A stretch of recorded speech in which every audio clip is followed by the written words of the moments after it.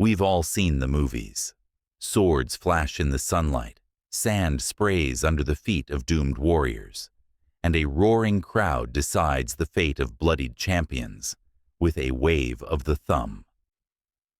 Gladiator fights are the ultimate symbol of ancient Rome, or so Hollywood tells us. But what if everything you think you know about the arena is wrong? Hollywood armor, fact versus fiction. Let's start with the look. In the movies, every gladiator seems to wear whatever armor suits the mood.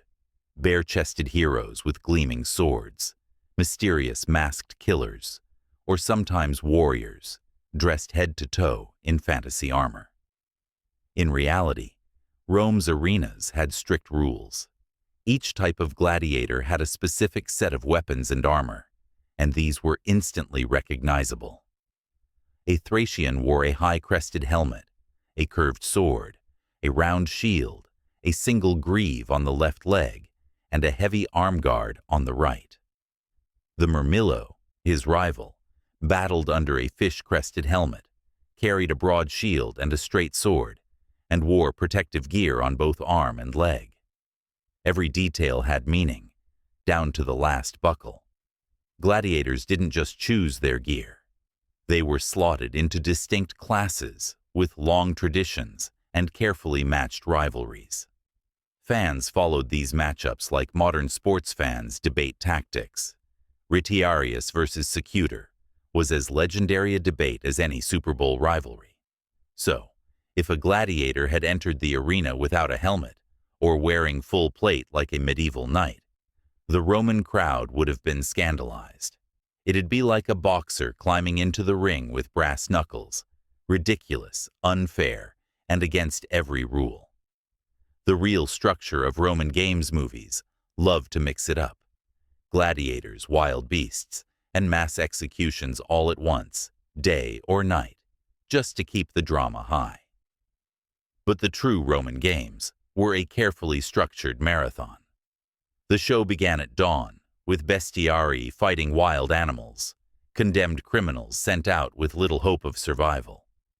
Next came the venatores, hunters and animal tamers, not always facing danger, but entertaining the crowd with trained animals, exotic displays, or even comic skits involving deer, camels, or rabbits. After midday, the mood turned darker. Public executions. These brutal displays were intended to show the crowd the power of Rome over lawbreakers and enemies. Only in the evening did the real gladiator matches begin, sometimes in pairs, sometimes in groups, often reenacting legendary battles or famous moments from myth and history. These bouts were the main event, the ultimate test of Roman valor, skill, and nerve.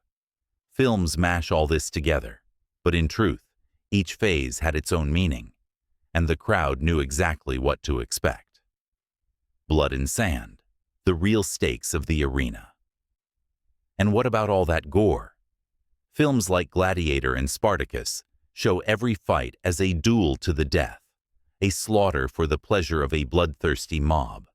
But that's another myth. Most gladiatorial combats did not end in death. Capitulation, surrender, was common and accepted. If a gladiator was exhausted, wounded, or simply outmatched, he could raise 2 fingers to ask for mercy.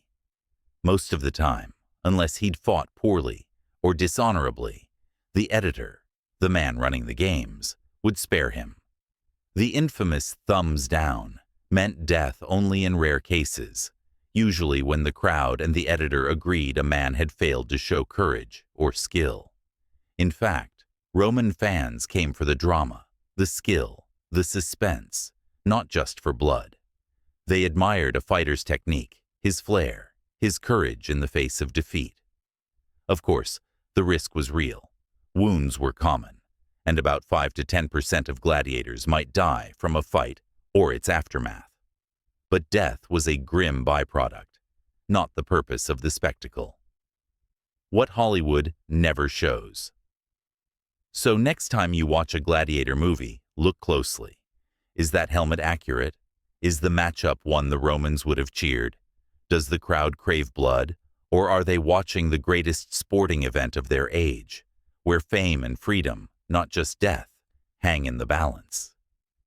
The reality of the Roman arena was more complex, more dramatic, and, perhaps, more human than any Hollywood epic ever dared to show. What other movies get it right, or terribly wrong, about Rome? Let me know in the comments, and don't forget to subscribe for more untold history.